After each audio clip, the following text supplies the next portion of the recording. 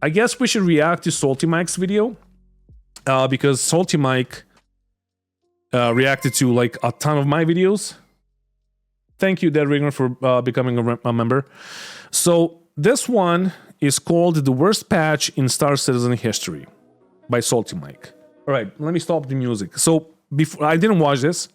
So before we start, I gotta say that I didn't make a video on this whole thing. One of the reasons is because I expected this. Now, the second reason would be because I didn't really feel like it's necessary to make that video, because you already have a bunch of fucking media. First of all, you have a raging spectrum, like people are raging there. Secondly, you have media that's just like, oh, Star Citizen is down, let's fucking punch him, or punch him, it, whatever, punch it while it's on the ground, kick its teeth in. I don't know what this video is gonna be like. I have no idea. I love Mike, so we'll see. But yeah, like I didn't see that it was necessary, and then on top of that, I knew that this was gonna happen, and on top of that, I didn't think that it would be helpful in any way, and that's why I didn't make a pissed off video on like Star Citizen is not working. But this may not be it. We will see. So this is by Salty Mike. It's called The Worst Patch in Star Citizen History. Let's go. Yes, I said it. This is the worst patch update I have ever experienced in Star Citizen's 10-year-long history. I was there for the 0.9 release of Arena Commander, I was there for the first launch of the Persistent Universe with 2.0, and the very rocky release of the 3.0 patch, and I still argue this is the worst. Players have not had access to their accounts to even log in for a week plus. This is the largest oh my god! I've Thank seen you for the myself $50, but it says it's anonymous, so I'm not sure who it is. If possible, just drop your name in the chat. Thank you. The game, but there's so much more to this story. So let's dive into it. Oh, thank you, Patchasm. I love you, dude. While this is the worst launch of a patch I've ever experienced, this is also the most important update Star Citizen has ever had up to this point. The introduction of persistence has single-handedly changed so many aspects of the game on its own.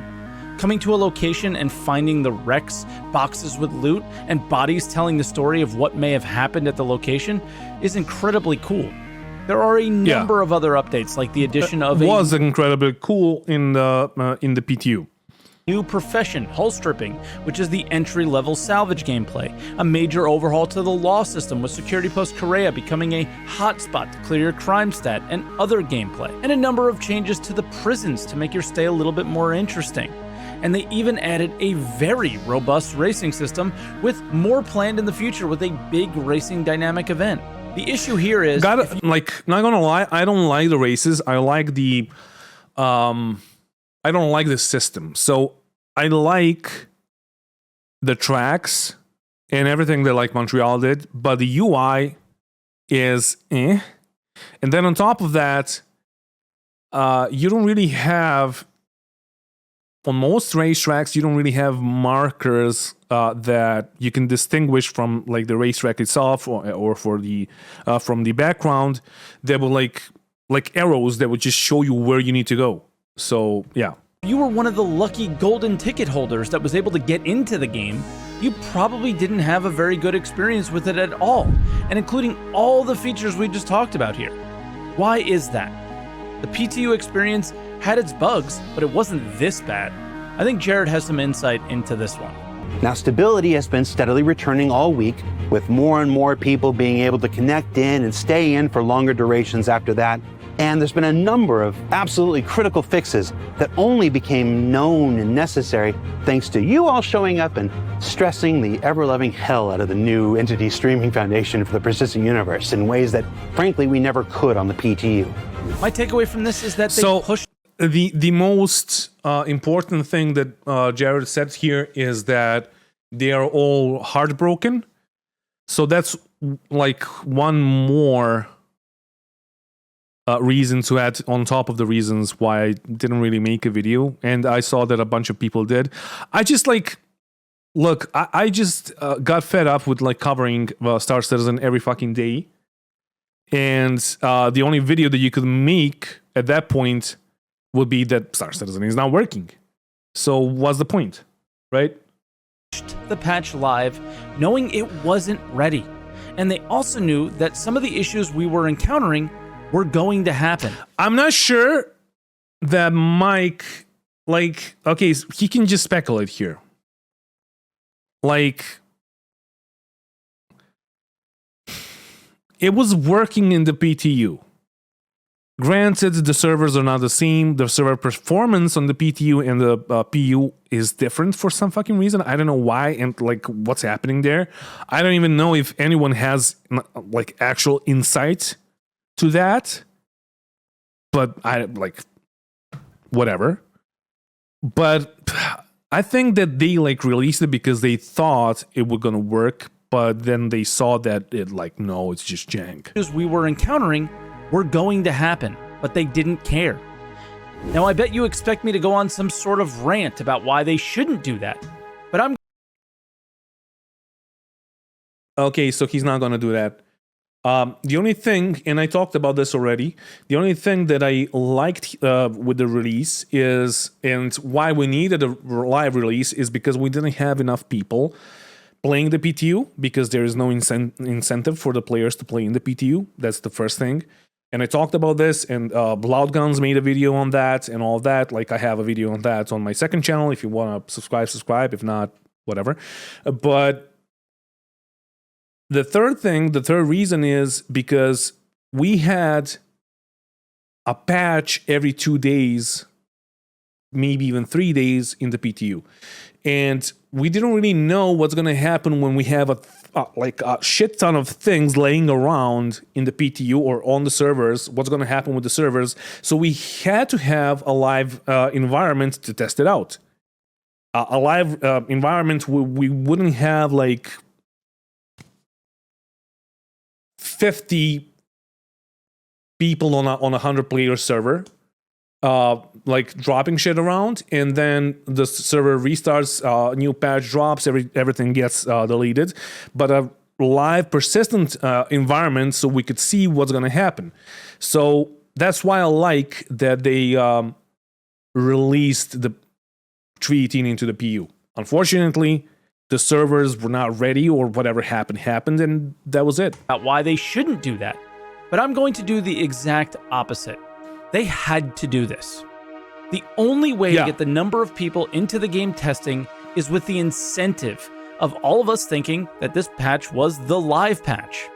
If it all went reasonably well, CIG looks normal with a buggy patch and everything is fine, but if things fall apart, they look really bad in the short term, like they do now, but in the long term, their wins stand to be really high here.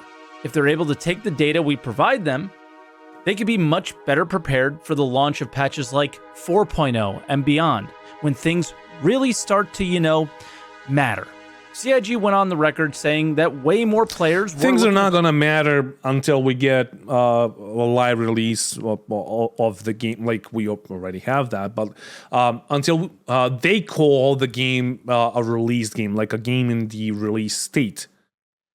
Like, only then are things going to matter. Play on release weekend than they anticipated.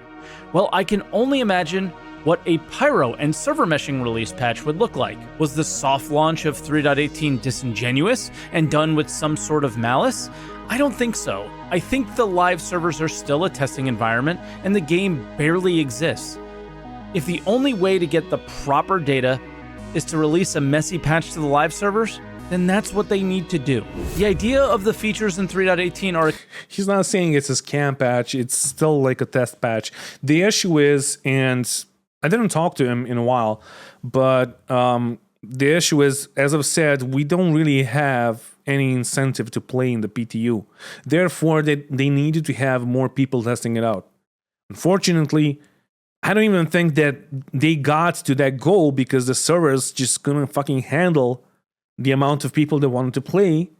And then you have the other servers that like the A subterminal or the servers that are running the inventory system for all of the servers, because you have like a different server for fucking chat, then you have a different server for the game itself, then you have a different server. Like we have a kind of server meshing already, even though it's not really server meshing. So like your A subterminals are, or like the inventory on the A subterminals is hosted on, I'm gonna call it another server that's just there to like keep track of like all the ships that everyone has and all the ships in your hangar, like your personal hangar on the website. And then on top of that, like all the things that you bought in the game. So you have all of those things that, as far as I know, are running on different servers. I know, for example, that the chat is running on a different server because whenever you join a server and there's no chat, the server is running, but the chat is not. Then you 30k and everybody can say in the chat that the server 30k'd because the chat is running, because it's ran on a different server, right? So the matter of fact is that like we didn't even get to the fucking main servers, like the game servers where we would play the game, so we couldn't really test it out. The features in 3.18 are exciting, but they're also only in their infancy. None of this matters in the long run, outside of the valuable information CIG is gathering to make the experience better for us in the future. With that said, I think CIG has to recognize the absolute win that all this is. You have a ton of players that are excited to play your game, even in the state that it's currently in. And because of that, while this messy release seems necessary, future updates have to learn from this one. The potential they have to gain more players interested in playing Star Citizen on a more regular basis really starts with this 3.18 release and the next few hereafter. You simply cannot get it wrong like this again. And on top of that, I think it also shares the value of what a really large patch with a number of interesting features can bring. We played 3.17 for a very long time, and the anticipation for something entirely new was too... Welcome to 3.18 PTU Parts 2 Electric Boogaloo.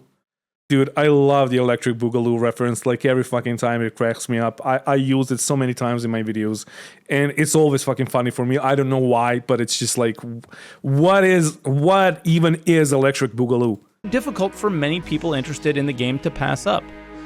3.19, while smaller, still feels like a really exciting patch as well, and with the discussion around things like crafting, engineering, and a lot more polish from Squadron 42 features towards the end of the year, I don't expect the hype to die down very much. So that is how I feel about 3.18.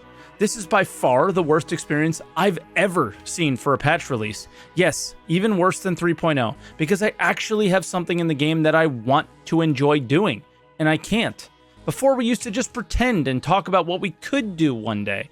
Now we are actually doing those things. But CIG has to learn from their mistakes here. There's far too much riding on the next few releases leading up to Pyro to basically lock a large portion of their player base out of the game, or just have the game in a barely playable state.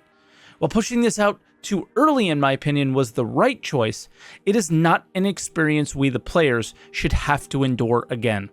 And those were my thoughts on the 3.18 release. What were your experiences? Should they have let the patch cook a little bit longer? Leave a comment down below. Let me know what you guys thought.